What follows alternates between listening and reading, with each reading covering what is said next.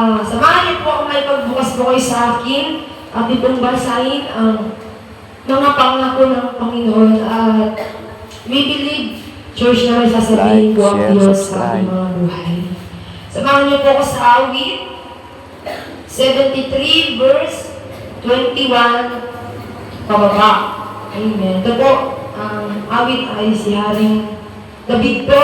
Amen. Ang nagsasalita rito. Hindi po ako nagkakamali. Ito po ang awit. Amen. Sabi niya po rito sa awit 73 verse 21 na ang aking isip ay hindi mapalagay at ang damdamin ko'y labis na nasasaktan. Hindi ko maunawaan para akong mangmang sa iyong harapay, hayop ang kagaya. Gayon pa man, sinamahan mo ako sa aking paglakad. Inakay mo ako, ang payo mo ang umakay sa akin. Marangal na ako'y iyong tanggapin. Amen. Sino pa sa langit kundi ikaw lamang? At maging sa lupa'y aking kailangan.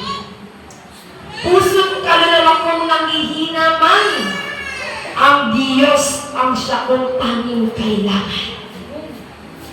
28. Ngunit sa sarili, tanging aking hangarin ko, sa piling lamang ng Diyos ako'y manatili. Palakpakan po natin ang salita ng Panginoon. Ang church, napakaganda po na sinasabi rito ng Panginoon, no? Na ang si Haring David po yung nagsasalita rito, na sabi niya, na ang aking isip ay hindi mapalagay. Na ang aking damdamin ay labis na nasasaktan. Ay, para akong mangmang sa iyong harapan, sabi ni Haring David. Pero ang sabi niya, gayon pa man, sinamahan mo ako. Amen? Narinig niyo po yung sinasabi ng Panginoon. Na minsan sa ating buhay, no, na hindi natin maiwasan na yung isip din po natin hindi mapalagay. Yung isip natin kung saan-saan tumatakbo. Kung ano-ano yung iniisip to the point na nag-overthink ka na. Alam po natin na yung pag-overthink, no, yung labis na misa sa ating buhay, nag-iisip tayo ng labis-labis, nag-overthink tayo ng maraming bagay dito sa ibabaw ng mundo. Iniisip mo yung mga bagay-bagay, no, paano kaya yung pamilya ko, paano yung negosyo ko, yung trabaho ko, yung pag-aaral ko, yung future ko, paano kaya? To the point, no, na sa ating buhay, kakaisip mo na kakaisip, napapagod na tayo. Kakaisip mo na kakaisip na yung mga bagay na hinahangad mo, minsan di nangyayari. Ano nararamdaman mo? Nasasaktan ka. Pero ito lamang po sinasabi ng Panginoon na sa kabila ng ating mga bagay na nararanasan na yan, anong sabi niya? Sasamahan kita. Amen. Sabi niya, gayon pa may sinamahan mo ako. Hello, church, sa panahon na marami kang bagay na iniisip, sa panahon na yung isip mo hindi mapalagay, lagi mong tatandaan, meron Diyos na lagi kang kasama. Amen. Amen. Meron ang Diyos ang sabi niya na ang payo mo ang siyang umakay sa akin. Hello, church, na yung mga salita daw po ng Panginoon, sa kumukuha ng payo, walang masama, pakinggan mo yung mga tao na itinabi sa iyo ng Panginoon. Pero higit sa lahat, una mong pakinggan yung sinasabi ng Diyos sa buhay mo. Amen. Amen. Yun yung una mong titignan, yun yung una mong pakikinggan, na sa buhay na ito, hindi mo kailangan mabalisa. Oo, minsan, dahil nandito pa po tayo sa ibabaw ng lupa, dumaranas tayo ng maraming kabalisahan, kalungkutan, kabigatan, kabiguan ng buhay. Parti po yan ang pagsunod sa Panginoon. Parti po yan lahat ng aming pagtitiis. Amen. Alam po natin noon, na sa buhay na ito ay punong-puno ng pagtitiis. At yamang tayo'y nagtiis, sa kabila ng pagtitiis ay naroon yung pagpapala na nanggagaling sa Panginoon. Hello, church, hindi naman pwede, no, na maranasan mo yung pangako ng Panginoon na hindi ka na sinusubok. Alam mo ang Panginoon, church, no, na sa ating mga buhay, tinetesting na tayo. Sinusubok na tayo sa maraming bagay. Sinusubok. Kanina naririnig ko yung mga patotoo, no? Sabi niya, mamisusan yun, narinig ko kanina, na inisip nila yung mga bagay-bagay, yung kakainin nila. Amen. Pero ano sabi ng Panginoon sa Matthew 6:34, huwag mong alalahanin ng bukas. Huwag mong alalahanin ang bukas. At ang sabi ng Diyos sa Awit 23 verse 1, Amen, na ako ang iyong pastor, hindi ka magkukulang. Amen. Sa buhay na ito, church, no, ang sinasabi lang dito ng Panginoon, no, yung kabalisahan, amen, lumalabi sa pag-iisip mo. Alam mo, church, na walang matutulog na mabuti yan sa ating buhay. Walang matutulog yan. Yung kakaisip mo na, pinaplano mo na, hindi ganito yung gagawin ko. Bukas na bukas, magtatrabaho ako. Bukas na bukas, magne-negosyo ako. Bukas na bukas, ganito yung gagawin ko. Mali. Manalangin ka sa Panginoon. Inuhod mo. Gamitin mo yung tuhod mo. Kapag di kaya ng tuhod, sisama mo yung kamay mo at manalangin ka sa Panginoon. At sa araw na, at tutugunin tayo ng Panginoon. Manalangin ka lang. Amen. Pag di kaya ng kamay, tuhugin mo. Amen. Lumuhod ka sa Panginoon. Manalangin ka sa Panginoon. Lord, lagi mong isinin sa Panginoon, payapain mo yung isip at puso ko. Palakpakan po natin ng Panginoon. Alam mo, church, na sa araw-araw ng ating buhay, napakasarap na naglilingkod ka sa Panginoon na payapa ka. Na di ba hindi mo maranasan yung maraming bagay. Na di baling hindi mo makamtan yung maraming bagay. Alam mo, church, yung mga bagay-bagay nating iniisip na yan, walang masama dyan. Para sa pamilya natin, para sa ating kinabukasan, walang masama dyan. Isa lang ang masama kapag yung puso mo, hinayaan mo lang na doon makatingin. Bakit no, church? Huwag po nating hayaan na yung ating isip, ang ating puso, nakatuon sa maraming bagay sa mundong ito. Alam natin na lahat ng iyan ay mawawala. Pero kapag ang puso't isip mo, itinulog mo sa Diyos, hindi ka mabibigo. Amen? Ano sabi? Fix your eyes on Jesus. Fix your mind, yung isip mo. Minsan kasi kung ano-ano tumatakbo dyan. Kung ano-ano na lang naiisip po natin no, na to the point na nababalisa na tayo sa maraming bagay. Amen. Bakit no?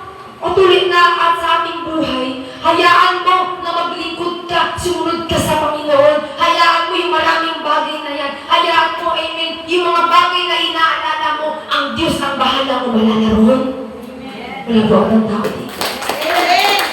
Yamang kami, church, susunod ko yan, na yung mga bagay na inaalala ko. Hindi rin naman, lahat naman tayo, aminin natin na may mga bagay tayong iniisip. May mga bagay tayo na laman ng puso natin. Pero church, ito lamang po yung natutunan ko. Amen. Alam ko, bata pa po ako. Pero sa Diyos po ang kapurihan kasi marami na po siyang nilagay na karanasan sa aking buhay. At isa lamang yung naintindihan ko. Sa tuwing sinusubok niya ako, ito lang yung naunawaan ko na ipagkatiwala mo sa Panginoon ang lahat ng bagay. At yamang pinagkatiwala mo sa Panginoon lahat ng bagay. Sa yung bagay na inaalala mo na yun, may gagawin ng Panginoon. Amen. Amen. Huwag kang matakot. Huwag kang mabalisa. Huwag kang, alam mo yun, isasabi nga lang, nanalangin ka kay Lord. Lord, ito na po yung problema ko, yung bigat ko, kalungkutan ko. Payapa ka na, no? Okay na. Ayan. Kinuha mo na naman kay Lord. Amen. Huwag po ganun. Kapag nanalangin ka sa Panginoon, nakita na ng Diyos na nag-pray ka, naniwala ka na ng palataya ka, pumanakad na yung isip at puso mo, huwag mo nang bawiin kay Lord. Amen. Huwag mo nang kunin kay Lord. Hayaan mo siya doon. Naniniwala tayo sa bagay na yun. May gagawin ng Panginoon. Amen. May gagawin po ng Panginoon. At ito pa po ang sabi niya dito. No, hindi lamang po sa ating mga kabalisahan. Anong sabi niya rin po dito? Puso ko't kaluluwa mang nanghihina, ang Diyos ang lakas kong tanging kailangan. Wala po ang tao dito. Amen. Ang sabi ng Panginoon na Haring David na yung sa ating buhay, minsan nakakaranas po tayo ng panghihina. No, alam po natin na ang paglilingkod sa Panginoon, salaan yan. Alam mo yung salaan na pinong-pino? No, nandun yung sasalain ka, pipigain ka, no? Lahat na ng pagdadalisay, gagawin sa iyo ng Panginoon. Isa lamang po ang nais makita ng Panginoon. Tinitignan niya yung puso mo na hanggang maglingkod, sumunod at magpaturo sa Panginoon.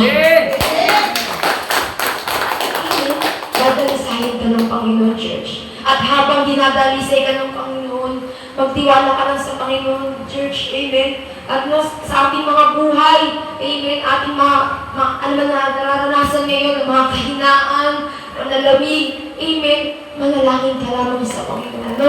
Alam po natin, no, na ang isang Kristiyano na naglalamig at umihina, hindi nagbabasa ng Biblia yan. Amen. Amen. Dahil po naririnig ang kay Mami, no, na kung bakit ka nanghihina, bakit ka naglalamig, amen, yung prayer life mo. Alam niyo, church, no? Oo, may time na hindi naman lagi tumalakas. May time na nalulungkot ka, nabibigatan ka, na parang, ayoko na, pahinga muna ako. May time yan na ganyan, church. May time po ganyan. Pero isa lamang po ang naunawaan ko sa Panginoon. Sa tuwing nangihina ka, kumuha ka ng lakas sa Panginoon. Amen! Amen! Kumuha ka ng lakas sa Panginoon. Sa Diyos ka kumuha ng lakas. Bakit? Ang Diyos hindi siya nauubusan. Amen! Amen! Sa Diyos ka tumawag. Anong sabi niya? Puso't kaluluwa ko man nangihina. Amen! Ang sabi niya, ang Diyos at lakas ko tanging kailangan. Walang iba pang kailanganin. Amen! Sa panahon ng mga baging pauwi na yan, isa lamang ako na magtatawagin ang dakilang Diyos at ipamayari ng buhay ko at buhay ko. Amen! Tatawagin ko unang-una sa Panginoon. Sa tuwing hinang-hina ka na, sa tuwing ayaw mo na pagod ka na, Lord, no? Minsan, nananalangin ka, sasabi ka sa Panginoon, walang masama dyan. Ibigay mo sa Panginoon. Amen. Matthew 11:28, lumapit kayo sa akin. Kayong lahat na nabibigatang lubha sa inyong mga pasanin at bibigyan ko kayo ng kapahingahan. Palakpakan po natin ng Diyos na luhay sa kanyang pangako. Lord Church, ito lamang po ang sabihin ng Panginoon sa ating mga buhay. Na sa buhay na ito, hindi laging masaya. Sa buhay na ito, hindi po, nandun yung mga kalungkutan, kabigatan ng buhay. Nandun yung panghihina, nandun yung kabalisahan, nandun yung mga alalahaning kalungkutan. Lahat yan, pinaghalo-halo na. Yung halo-halo na lahat ng bagay na yan. Pero ito lamang po ang naisabihin sa atin ng Panginoon. Lagi mong tatandaan, ano man po ang ating mga nararanasan, meron ang Diyos na laging malalapitan at masasandalan. Isa mapagpalaw mga po sa ating lahat. Amen. At ibigay ko na po ang susunod na tatayo. Amen. Malakpakan po natin ang buhay na Diyos sa buhay po ni Tatay Lord.